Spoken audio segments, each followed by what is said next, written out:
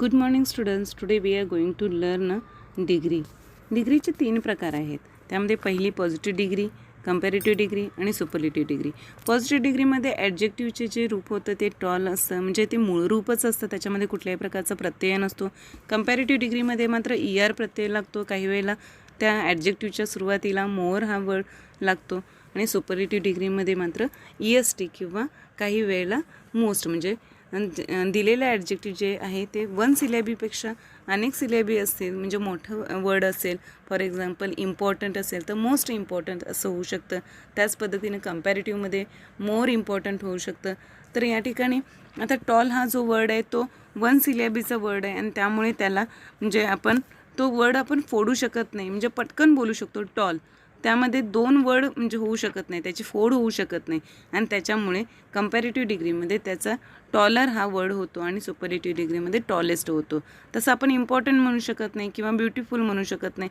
Beauty plus फुल म्हणजे या ठिकाणी 2 वर्ड होऊ शकतात, त्याची फोड होऊ शकते त्या वर्डची आणि त्याच्यामुळे त्या शब्दाला आपण ER किंवा EST हा प्रत्यय लावू शकत नाही आहोत.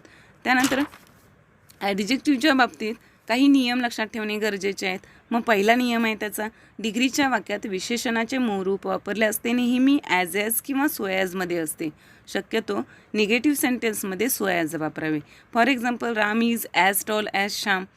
त्यानंतर दुसरा नियम बघा, विशेषणाच्या दुसऱ्या रूपानंतर नेहमी द्यान असते. मग दुसरं रूप आपण कोणत्या डिग्रीमध्ये यूज करतो, तर कंपॅरेटिव्ह डिग्रीमध्ये यूज करतो. For example Ram is taller than Shyam. त्यानंतर तिसरा नियम बघा, विशेषणाच्या तिसऱ्या रूपापूर्वी नेहमी द हे उपपद असते. मग विशेषणाचे तिसरे रूप आपण सुपरलेटिव्ह डिग्रीमध्ये यूज करतो. For example Ram is the tallest boy in the class. आता हा नियम जो आहे तो फार महत्त्वाचा आहे, कारण की तुमच्या क्वेश्चन पेपरमध्ये क्वेश्चन नंबर 1B2चा जो क्वेश्चन आहे त्यामध्ये स्पॉट द एररसाठी अशा प्रकारचे प्रश्न येऊ शकतात. फॉर एक्झाम्पल द हे या ठिकाणी दिलं जाणार नाही तुम्हाला आणि स्पॉट द एररसाठी हा क्वेश्चन दिला जाईल.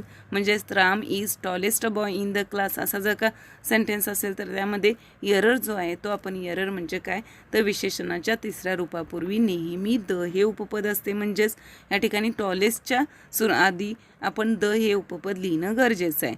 त्याच्यानंतर ॲडजेक्टिव्ह बघूया आपण. तर ॲडजेक्टिव्हचे 3 फॉर्म्स या ठिकाणी पॉझिटिव्ह डिग्री, कंपॅरेटिव्ह डिग्री आणि सुपरलेटिव्ह डिग्री यामध्ये कशा पद्धतीनं असतात, तर पॉझिटिव्ह डिग्रीमध्ये गुड हा वर्ड असेल तर कंपॅरेटिव्हमध्ये त्याचं बेटर होतं आणि सुपरलेटिव्हमध्ये त्याचं बेस्ट होतं. आता या ठिकाणी काही वर्ड्सच्या बाबतीत आपण असं म्हणू शकतो की त्याचे जे काही तिन्ही फॉर्म्स आहेत ॲडजेक्टिव्हचे ते टोटली वेगळे असतात, म्हणजे त्या ठिकाणी कुठल्याही प्रकारचा सफिक्स नसतो. म्हणजेच या ठिकाणी गुड, बेटर, बेस्ट. त्यानंतर हॅपी, हॅपियर, हॅपीएस्ट. आता हॅपी जो वर्ड आहे वाय निघून गेलेला आहे आणि त्याचं कंपॅरेटिव्हमध्ये IER हा प्रत्यय लागलेला आहे. त्यानंतर सुपरलेटिव्हमध्ये वाय निघून गेलेला आहे आणि त्याचा सफिक्स जो आहे तो IEST लागलेला आहे. त्यानंतर इझी, इझियर, इझिएस्ट. त्यानंतर मच, मोअर, मोस्ट. आता हे फार महत्त्वाचं आहे ॲडजेक्टिव्ह. मच जर का सेंटेन्समध्ये असेल तर त्याचं कंपॅरेटिव्ह डिग्रीमध्ये जो का फॉर्म आहे तो मोर येतो आणि सुपरलेटिव्हमध्ये मोस्ट येतो. त्यानंतर ब्युटिफुल, अगोदर सांगितल्याप्रमाणे या ठिकाणी एक सिलॅबल नाही आहे, आपण पटकन ब्युटिफुल हा वर्ड बोलू शकत नाही. ब्युटी प्लस फुल असं होतो, म्हणून या ठिकाणी या वर्डच्या आधी कंपॅरेटिव्हमध्ये मोर हा वर्ड लिहितो आणि मग तो वर्ड आहे तसा लिहितो, म्हणजेच मोर ब्युटिफुल असं होतं आणि सुपरलेटिव्हमध्ये मोस्ट ब्युटिफुल होतं. त्यानंतर rich, richer, richest. Poor, poorer, poorest. Handsome, more handsome, most handsome. Difficult, more difficult, most difficult. Clever, cleverer, cleverest. त्याच्यानंतर बघा पॉझिटिव्हच्या कंपॅरेटिव्ह डिग्रीमध्ये कशा पद्धतीनं आपण बदल करू शकतो. Positive degree change into comparative degree. For example Lata is as clever as Gita. आता दिलेल्या सेंटेन्समध्ये 2 घटक आपल्याला लक्षात असणं गरजेचं आहे की ज्यामध्ये आपल्याला म्हणजे कंपॅरिझन करायचं आहे. Lata is as clever as Gita. मग पहिला घटक कोणता आहे तर लता आहे आणि दुसरा घटक की जिच्याशी आपण कंपॅरिझन करतो ती गीता आहे. मग या ठिकाणी आपण काय करावं लागणार आहे, आपल्याला कंपॅरेटिव्ह डिग्री करत असताना या ठिकाणी दुसरा जो घटक आहे तो सुरुवातीस घेऊन क्रियापद लिहायचं आहे. मग दुसरा घटक कोणता आहे तर गीता आहे आणि क्रियापद दिलेल्या वाक्यामध्ये इज आहे, मग ते इज घेतलेलं आहे. त्याच्यानंतर आणखीन बदल कोणता करायचा आहे तर मूळचे वाक्य जे आहे ते पॉझिटिव्ह असल्यास सीडीचे वाक्य करत असताना ते निगेटिव्ह करायचं आहे. म्हणजेच दिलेलं सेंटेन्स आपलं पॉझिटिव्ह आहे आणि निगेटिव्ह करण्यासाठी निगेटिव्ह वर्ड लिहायचा आहे. मग तो वर्ड आपण क्रियापदानंतर म्हणजेच नॉट हा वर्ड लिहिलेला आहे निगेटिव्ह. त्यानंतर काय करायचं आहे बघा, ॲडजेक्टिव्हचे मूळ रूप काढून टाकून त्याऐवजी दुसरे रूप प्लस दॅन वापरावे व पहिला घटक शेवटी लिहावा.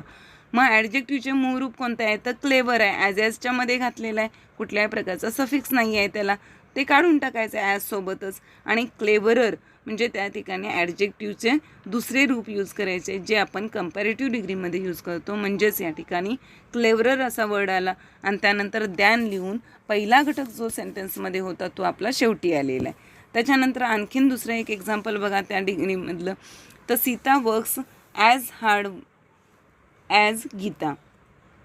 यामध्ये या सेंटेन्समध्ये सीता हा पहिला घटक आहे आणि तिची तुलना गीताशी केलेली आहे, म्हणजेच गीता हा दुसरा घटक आहे, म्हणून गीता हा पहिल्यांदा येणार आहे. वाक्यात सहाय्यकारी क्रियापद नसल्यास वाक्य नकारदर्शक करताना नॉट बरोबर योग्य ते डूचे रूप घ्यावे लागते. म्हणजेच या ठिकाणी V1 जर का असतं म्हणजे वर्क हा वर्ड या ठिकाणी Sita work as hard as Gita असं जर का असतं तर आपण या ठिकाणी डू यूज केलं असतं.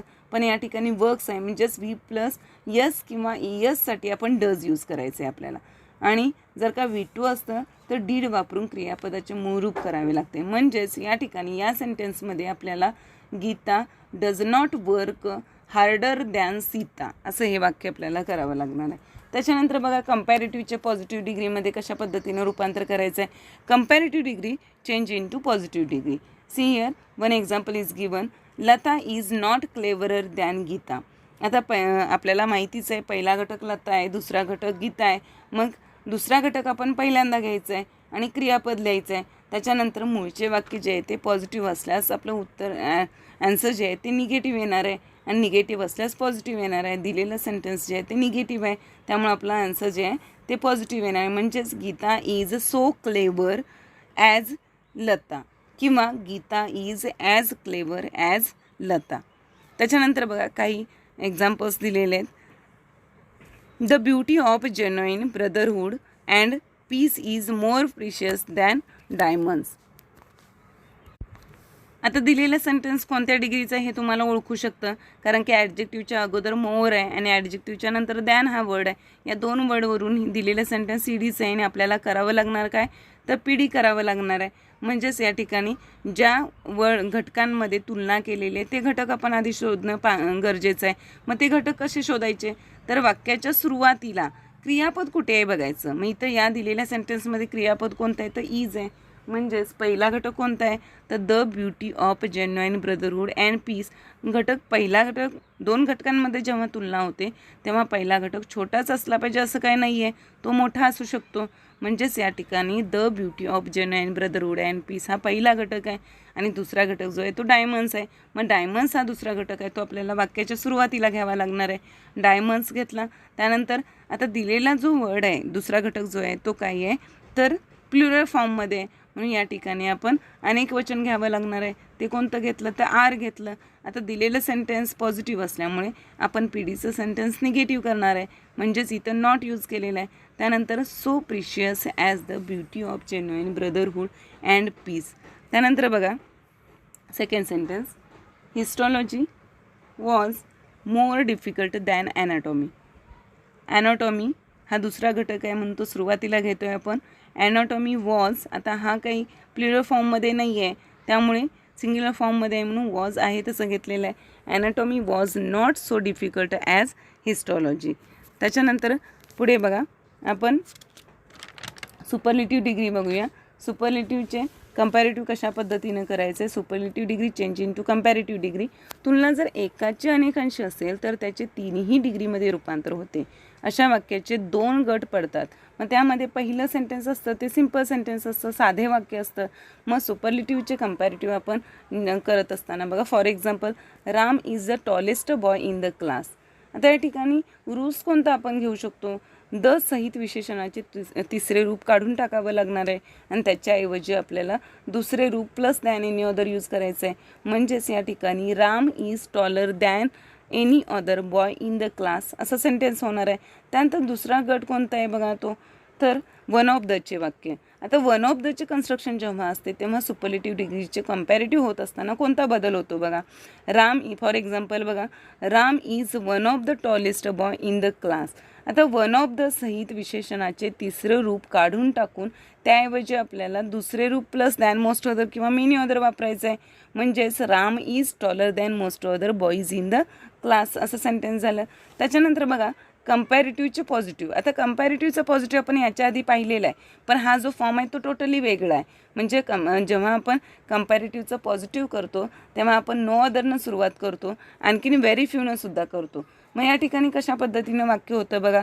For example, Ram is taller than any other boy in the class. आता विशेषणाचे दुसरे रूप प्लस दॅन एनी अदर त्यांनी लिहिलेलं आहे, ते काढून टाकायचं आहे आणि त्याऐवजी वाक्याची सुरुवात नो अदरने करायची आहे व त्यानंतर तुलना केलेला दुसरा घटक त्यापुढील शब्दसमूहासहित लिहून क्रियापद घ्यायचं आहे. आणि त्यानंतर काय करायचं तर विशेषणाचे मूळ रूप ॲजमध्ये लिहून पहिला घटक शेवटी लिहायचं आहे.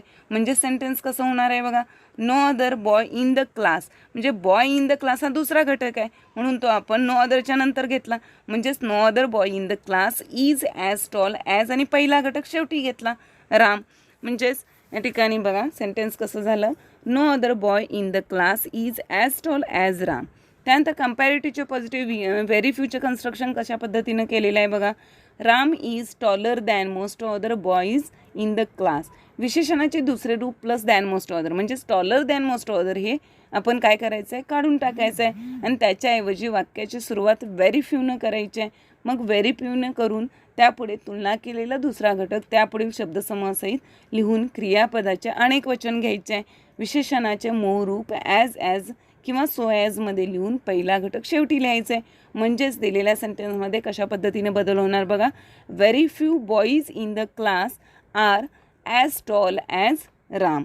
आता या ठिकाणी अशा पद्धतीचं आणखीन एखादं सेंटेन्स आपण बघूया. म्हणजे सुपरलेटिव्ह डिग्रीमध्ये सुपरलेटिव्ह डिग्रीचा एखादा सेंटेन्स असेल तर त्याचा आपण कंपॅरेटिव्ह आणि पॉझिटिव्ह दोन्हीही करू शकतो. मग ते कशा पद्धतीनं, तर पहिलं सेंटेन्स घ्या, parents are the best role model. याचं आपण CD कसं बनवायचं आहे तर parents are better than any other role model. त्यानंतर PD बघा, no other role model is as good as parents.